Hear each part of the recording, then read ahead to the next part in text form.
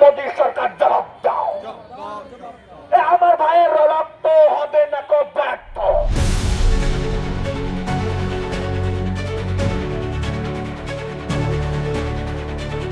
सबसे पहले हम आलिया यूनिवर्सिटी के बच्चों को मुबारकबाद देना चाहते हैं। उन लोगों ने एक प्रोटेस्ट का आगाज़ किया है आलिया कैंपस में, जो इंसानियत के खिलाफ जो मामलात चल रहे हैं उसके खिलाफ प्रोटेस्ट है। ये किसी मजहब, धर्म और कोई लोगों के खिलाफ, खास लोगों के खिलाफ नहीं है। हाँ, उन लोगों के खिलाफ ज़रूर है जो जुल्म और ज़्यादती पर आमादा है। कभी मुसलमान को टॉर्चर करते हैं, कभी क्रिश्चियन को टॉर्चर करते हैं। तरह तरह के जुल्म और मजालिम ढाए जा रहे हैं। बिलखसूस आरएसएस और बजरंग दल और हिंदू महासभा के लोग जो पूरे हिंदुस्तान में आतंक मचाए हुए हैं, इंसानियत का कत्लेआम कर रहे हैं। बंगाल की सरजमीन हो, बिहार की सरजमीन हो, उत्तर प्रदेश की सरजमीन हो, हर जगह जुल्म व जबरन का बाजार गर्म किए हुए इन लोग के खिलाफ हम लोग का बहुत बड़ा प्रोटेस्ट है। हम लोग आवाज़ उठा रहे हैं। हम लोग वो हिंदुस्तान के मरकज़ी हुकूमत से ये अपना प्रोटेस्ट रख रहे हैं उनके सामने कि ऐसे लोगों के ऊपर पाबंदी लगाया जाए, ऐसे लोगों को अरेस्ट किया जाए, ऐसे लोगों को कैदोबंद और मशक्क़त में डाला जाए, ताकि आम लोगों का जीना चलना फिरना दुश्वार न होने पाए। किसी मज़हब, किसी मिल्लत, हिंदू, मुसलमान, सिख, ईसाई, तमाम लोग मिलजुल कर हिंदुस्तान में अमन और शांति के साथ रहें, यही पैगाम है। और दोबारा मैं इन बच्चों को सलाम पेश करता हूँ। इन लोगों ने अच्छा कदम उठाया है, उनके जज्बे को सलाम करते हैं और उनके लिए हम दुआ करते हैं कि ऐसा ही जज्बा अल्लाह ताला उनको सलामत रखे। ইনকলাব ইনকলাব সংবিধান সংবিধান আমার ভাইয়ের রক্ত হবে না তো ব্যর্থ। সেটা ইসলাম হোক, বৌদ্ধ হোক, খ্রিস্টান হোক, হিন্দু হোক, তাহলে তাদের হাত আমরা ভেঙে গুড়িয়ে দেবো। আমরা সংবিধানের পক্ষে, সংবিধান বিরোধীদের বিপক্ষে রাজপথে নেমেছি। দরকার হলে আমরা ভারত স্বাধীনতার জন্য যেমন ৬৪,০০০ মুসলিম জনগণ হাফেজ কোরআন আলেম রক্ত দিয়ে এই ভারতবর্ষকে স্বাধীন করেছে, দরকার হলে আমরা ভারতবর্ষকে আরেকবার স্বাধীন করার জন্য, সংবিধানকে বাঁচানোর জন্য আরেকবার নিজেদের রক্ত রাজপথে ঢেলে দেব। আলিয়া বিশ্ববিদ্যালয়ে আজ এই যে প্রতিবাদ কর্মসূচি, আপনাদের মূল দাবি? দেখুন, আমাদের মূল দাবি হচ্ছে আরএসএস যেভাবে বুঝিয়ে উঠেছে। আপনারা দেখেছেন কালকে জুয়েল রানা নামে একজন যুবক, যার বাড়ি মুর্শিদাবাদ, পরিযায়ী শ্রমিক হয়ে কাজের স্বার্থে বাংলায় কাজ দিতে পারছে না এই সরকার, তার জন্য কাজ পায়নি বলে সে উড়িষ্যার জমিনে কাজ করতে গেছিল। সেখানে তাকে জয় শ্রীরাম বলতে বাধ্য করা হয়। যখন সে জয় শ্রীরাম বলতে নারাজ হয়, তখন তাকে বাঙালি এবং বাঙালি বলে আখ্যায়িত করা হয়, অর্থাৎ বাংলাদেশি বলে আখ্যায়িত করা হয়। অর্থাৎ পশ্চিমবাংলার মানুষরা কি বাইরে যেতে পারবে না? এই সরকারের কি পদক্ষেপ রয়েছে? একজন বাঙালি মুসলিম যে এই সরকার পশ্চিমবাংলার জমিনে যাকে কাজ দিতে পারছে না, সে কাজের খাতিরে তার খাদ্য জোটানোর জন্য, পরিবার চালানোর জন্য সে উড়িষ্যার মতো রাজ্যে গিয়েছে, কাজের খাতিরে কাজ করছে এবং কিছু অর্জন করে ফ্যামিলিকে চালাচ্ছে, নিজে খাবার পাচ্ছে। তাকে সেখানে জয় শ্রীরাম বলতে বাধ্য করা হলো। যখন সে জয় শ্রীরাম বলল না, তাকে বাংলাদেশি বলে আখ্যায়িত করে, তাকে অপদস্থ করে, হেনস্থা করে, একেবারে গণপিটুনি করে তাকে হত্যা করা হলো। এই সরকার, এই দায়ভার কার? প্রথমে আমরা দায়ভার দেবো এই রাজ্যের মুখ্যমন্ত্রী অর্থাৎ মমতা বন্দ্যোপাধ্যায়কে। আমি বলছি, সেই মমতা বন্দ্যোপাধ্যায় আজকে এই রাজ্যের যুবক যুবতীদের বেকার করে রেখেছে, তার জন্য তাদের কর্মের খাতিরে তাদেরকে বাইরে যেতে হচ্ছে। অথচ আপনারা দেখবেন, কর্মের খাতিরে যখন বাইরে যাওয়া হচ্ছে, তাদের সেফটির কোনো ব্যবস্থা করছে না এই রাজ্য সরকার। এটা সম্পূর্ণ পশ্চিমবঙ্গ রাজ্য সরকারের ব্যর্থতা, ১ নম্বর। ২ নম্বর হচ্ছে উড়িষ্যা যে রাজ্য, আপনারা দেখবেন গত কয়েকদিন পূর্বে বাংলাদেশি দীপু দাসকে যখন হত্যা করা হয়েছে, তখন এই রাজ্যের বিজেপির পান্ডারা তারা মিছিল করেছিল এবং মিছিল করে বলেছিল যে সংখ্যালঘুদের উপরে অত্যাচার হচ্ছে। আমি আজকে ওদেরকে হুঁশিয়ারি দিয়ে বলতে চাই, এই ভারতবর্ষের জমিনে যেখানে বিজেপি সরকার রয়েছে, সেখানে আফরাজুল থেকে শুরু করে একের পর এক আমার মুসলিম ভাই বোনদেরকে সংখ্যালঘুদেরকে হত্যা করা হচ্ছে, তাদের উপরে নির্মম অত্যাচার করা হচ্ছে। এরা তখন বসে বসে কি আঙুল চুষছিল, ও আচ্ছা ওটা রাজনীতি হবে, এটা রাজনীতি হবে না, মুসলমানরা মানুষ নয়, ওরা মানুষ। আপনি রক্ত কাটেন তো, একজন হিন্দুর রক্তের কী ফারাক রয়েছে, একজন মুসলিমের রক্ত কী ফারাক রয়েছে। কিন্তু আলটিমেট আমাদের দেখতে হবে এই বিজেপি সরকার ধর্মে ধর্মে বিভেদ লাগিয়ে তারা রাজনৈতিক ফায়দা করছে, রাজনৈতিক শক্তিসাধ্য করছে। এবং মুসলিমদেরকে, যে মুসলিমরা দেশ স্বাধীন করার জন্য 64,000-এর উপরে মুসলিম জীবন দিয়েছে, নিজেদের জীবন দিয়েছে, আলেম হাফেজ কোরআনরা, তাদেরকে আজকে এই ভারতবর্ষের জমিনে অপমানিত করা হচ্ছে, অপদস্থ করা হচ্ছে, তাদেরকে নির্মমভাবে হত্যা করা হচ্ছে। সংখ্যাগরিষ্ঠদের কাছে তো আমাদের সরকার, পশ্চিমবঙ্গ সরকার একেবারে সংখ্যালঘু দরদি সরকার নামে পরিচিত, তাহলে এই অবস্থা কেন? দেখুন, ওটা হচ্ছে মিছে মায়া, সিম্প্যাথি আর ইমপ্যাথি। আমরা ওই সিম্প্যাথি চাই না, আমরা চাই ইমপ্যাথেটিক ওয়েতে কাজ করুক। আমরা কাজের, আমি একজন মানুষ, আমি কি করছি, আমি আমার কাজের মাধ্যমে প্রুফ দেবো যে আমি সংখ্যালঘু দরদি কি সংখ্যালঘুদের প্রতি আমি খেয়ানাত করছি। কিন্তু উনি একজন নাটকবাজ, তিনি নাটক করছেন, সংখ্যালঘুদেরকে খেলায় পরিণত করেছেন। আপনারা দেখবেন ওয়াকআপ নিয়ে কত রকম সমস্যা হলো। উনি বললেন যে ওয়াকআপ নিয়ে এখানে গুলুগুলি করা যাবে না, ওয়াকআপ নিয়ে গুলুগুলি করলে তার থেকে বড় শত্রু আমি কেউ হব না। এবং তিনি আশ্বস্ত করেছিলেন যে পশ্চিমবাংলার বুকে ওয়াকআপ কোনো রকম কার্যকারী হতে দিবে না। অথচ আমরা কি দেখলাম, আলটিমেট তিনি আমাদেরকে ফাঁসিয়েছেন। যখন উম্মিদ কোটালের 5 দিন সময় ছিল, সেই সময় তিনি বলছেন আপলোড করতে হবে। তার মানে 1.5 থেকে 2 মাস সময় আমাদেরকে ফাঁসিয়ে দিলেন, আমরা যাতে কাগজপত্র রেডি না করে আপলোড না করতে পারি। তারপরে শেষে 5 দিন এসে আমাদেরকে হাতে ধরিয়ে দিল যে তোমরা উম্মিদ কোটাল আপলোড করো। কেন?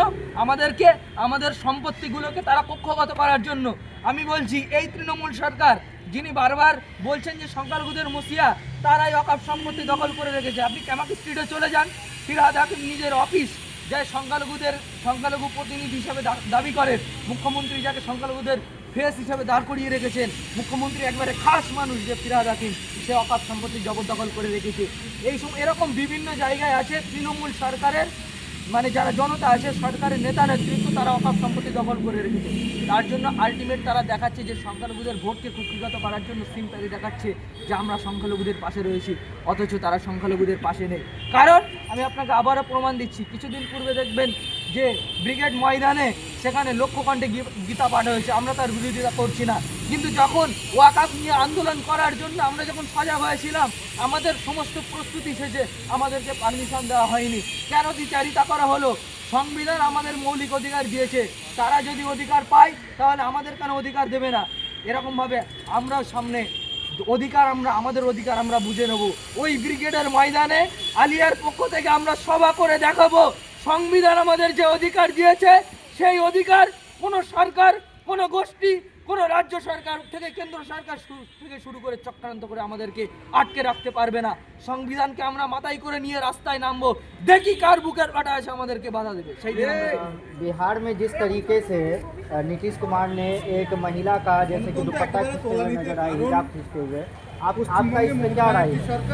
इस पे राय है, एक ही राय है, ये आज जहाँ जहाँ पर संख्यालघु मुस्लिम है, एक संख्यालघु कम्युनिटी है, वहाँ पर संख्यालघु कम्युनिटी आज उन पर प्रहार हो रहा है, दूसरे जो संख्यालघु कम्युनिटी है उसकी तरफ से। अगर आज सिर्फ वो जो बहन को हिजाब खींच लिया नीतीश कुमार, अगर वो उसके बाद छोड़ दीजिए, उसके बाद छोड़िए, ये उसका हिजाब नहीं वो खुला हुआ है, पूरा नारी समाज के सम्मान को लूट लिया वो। और उसके साथ साथ आज की बड़ा दिन था कल क्रिसमस डे पे हिंदुत्ववादी संगठन मोदी के बच्चे लोग जो थे, मोदी के बच्चे सब मिलकर क्रिसमस के जो हमारे ये जो इंडिया है, ये हम लोग एक साथ मिलकर काम करने, बात करने, धर्म पालन करने की इज्जत है हमारे कॉन्स्टिट्यूशन।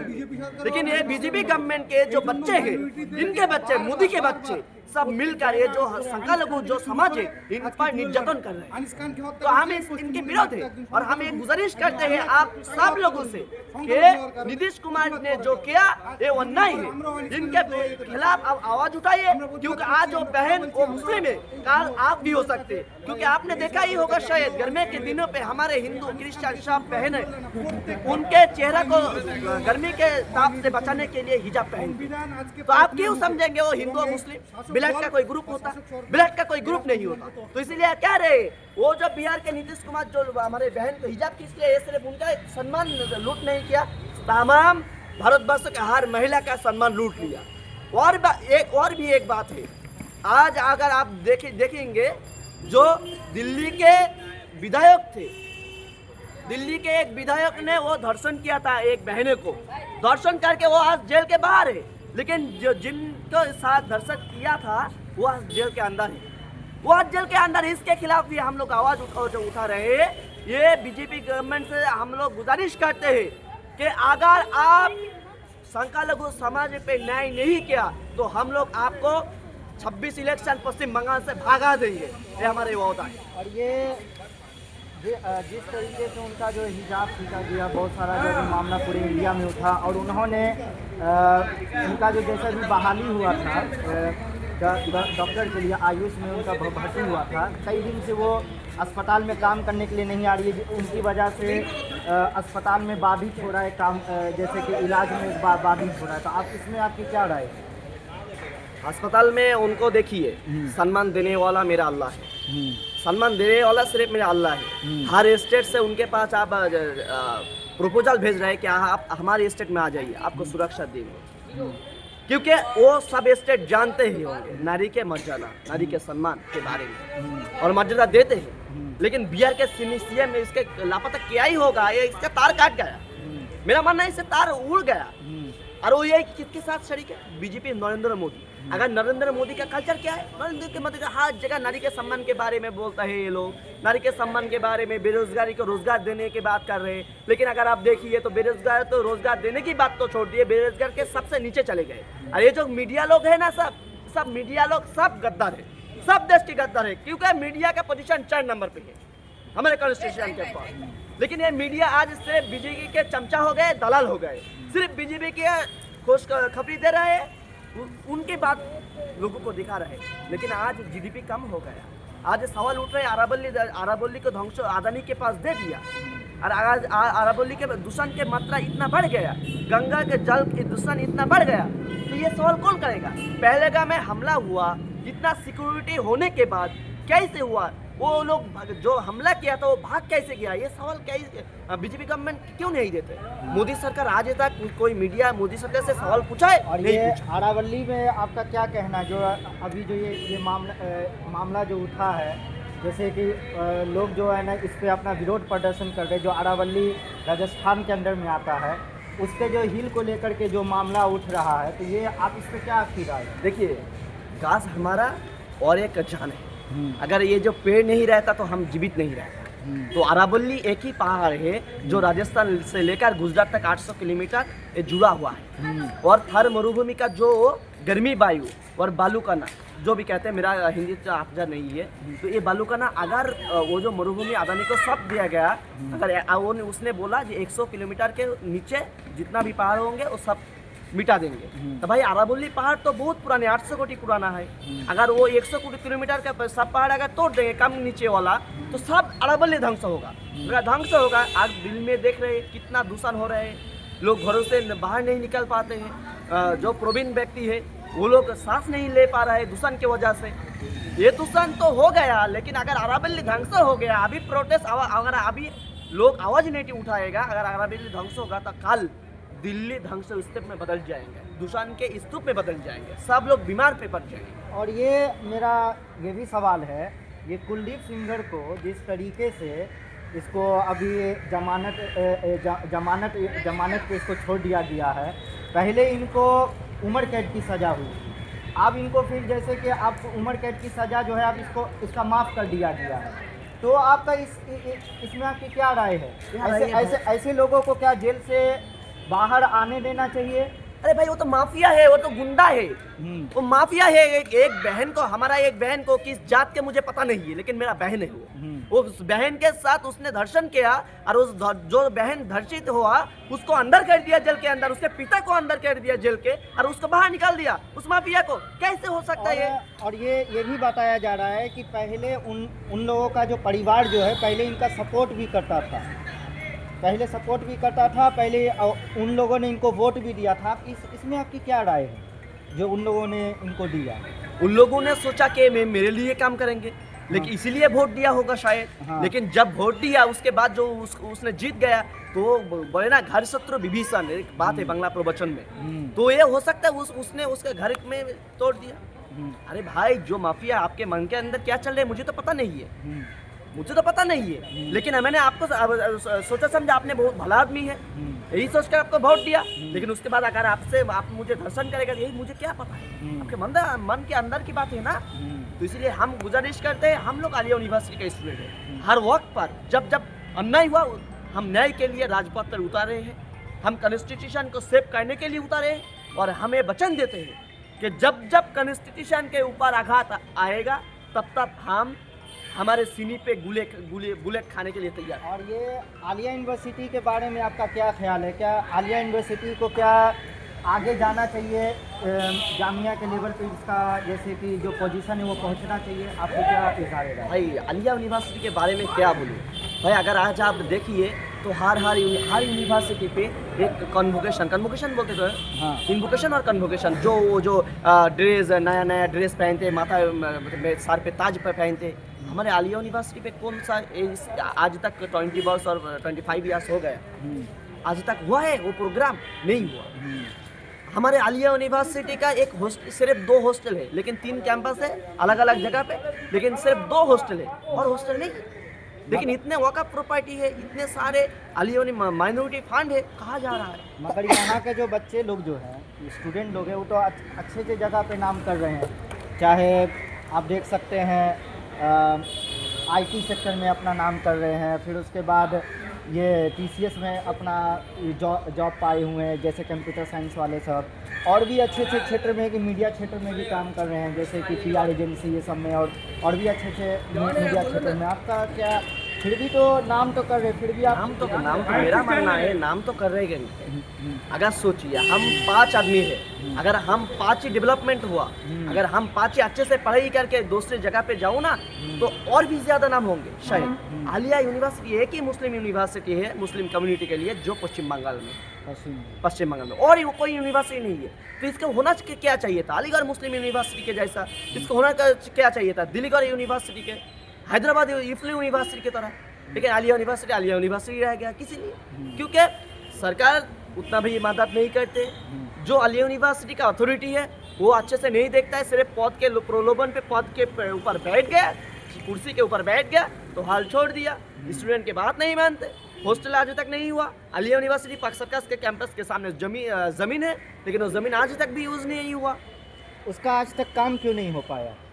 आज तक मैंने जितना ही सुना है एक विवाद चल रहा है आलिया यूनिवर्सिटी के अथॉरिटी और बाहर के लोगों के साथ, तो इसलिए एक विवाद चल रहा है। लेकिन गवर्नमेंट ने आदेश दिया था जो वहाँ पर हॉस्टल और ये होगा, अथॉरिटी ने हम लोग प्रोटेस्ट किया था, तो वो लोग हमको एज जाना है जे वहाँ पर हॉस्टल और एक क्वार्टर, एक खेलने के लिए अच्छे से ज़मीन भी होंगे। लेकिन क्या जानते कब होंगे पता नहीं। जितना भी सिर्फ हम लोग लेटर करते हैं, ये करो वो करो वो करो वो करो, लेकिन कुछ अच्छा नहीं हुआ। और कितना का उसमें बिल पास हुआ था? कितना का जैसे कि फंड पास हुआ था? फंड तो हम लोग मुझे पता नहीं हुआ उतना, लेकिन कुछ दिन पहले हम लोग एक बाच और देने के लिए और एम्बुलेंस भी देने के लिए हम लोग स्टूडेंट की तरफ से एक प्रोटेस्ट किया था। तो लोग बोल रहे थे जो सरकार की तरफ से फंड बंद हुआ है अभी, तो हम लोग नहीं दे सकते।